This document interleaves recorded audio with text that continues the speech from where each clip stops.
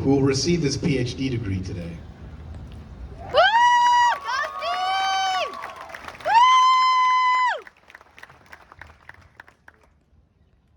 Congratulations. Woo! So a while back, Francois asked me to give me this speech about the graduate school experience. Thank you. The graduate school experience.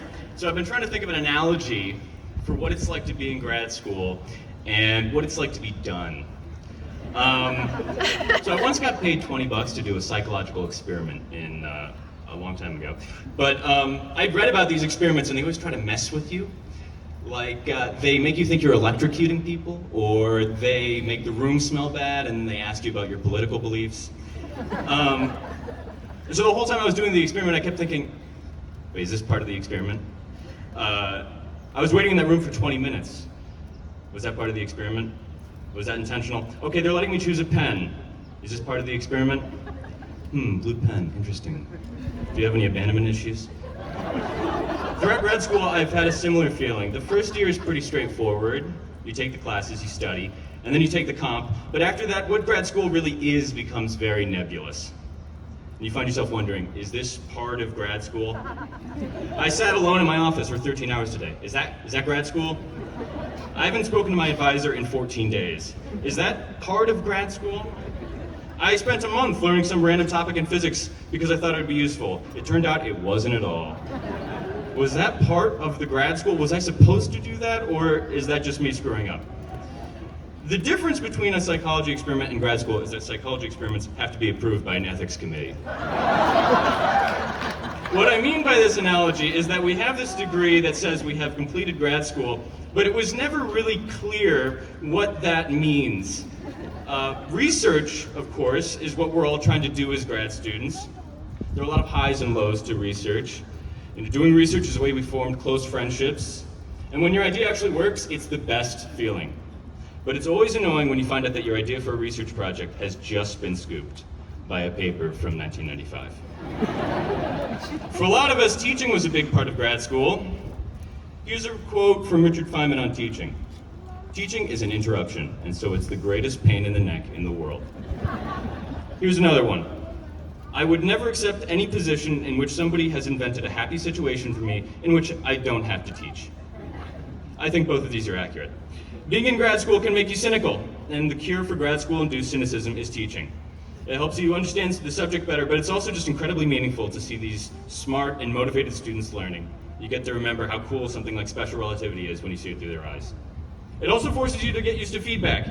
You can just get one negative TA review, or even a positive review that has just one part that's critical, and that is all you will see. Here are a couple of real student reviews I have received. Stephen was a great lab TA. The only thing I would say is that sometimes it can be hard to get a hold of him outside of class, but other than that, he was amazing. Hard to get a hold of him? Did they even try emailing me 10 times? Very nice guy and very smart. A little funny. Only a little funny?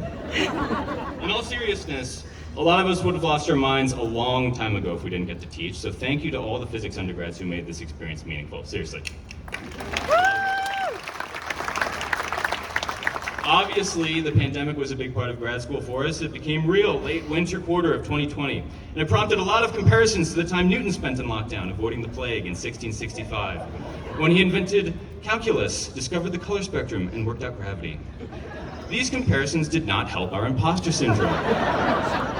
Somehow, we all got through all of that, and it's exciting to see what we're all going to do next. Some of us are going to go into academia. Based on what I've seen in grad school, the process of becoming a fully fledged professor at a research university seems kind of like the Hunger Games, which might explain why there are so many people who are a little bit crazy who become professors. Thankfully, though, there are a lot of fantastic, reasonably sane faculty members. And I think everyone can point to at least one who got them through grad school. And when you become a professor, you can become that person for another grad student. A lot of us are going into industry, whether that means working in defense, like designing missiles for Raytheon, or doing something really terrible, like working at Facebook. I've done 2 internships at a Facebook-adjacent place over the last 6 years, meaning I've accrued less than 1% of the work experience of any of the people in the audience who have a real job. But one of the most important lessons I learned from those internships was that in real jobs, being a nice person is more valuable than being the best, and being a team player is better than being the best on the team. I was shocked by how much credit you get for showing up and being nice. And fortunately, every single grad student I've met here has been really, really nice.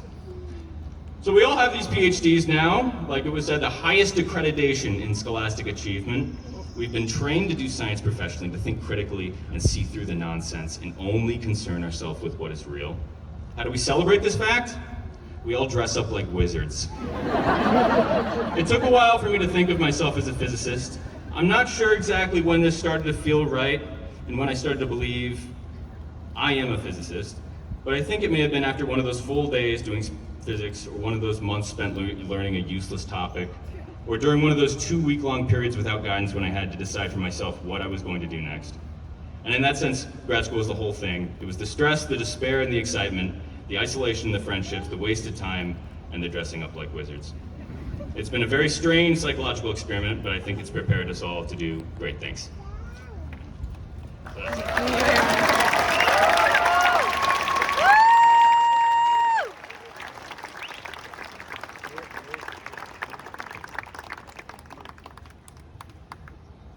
Thank you.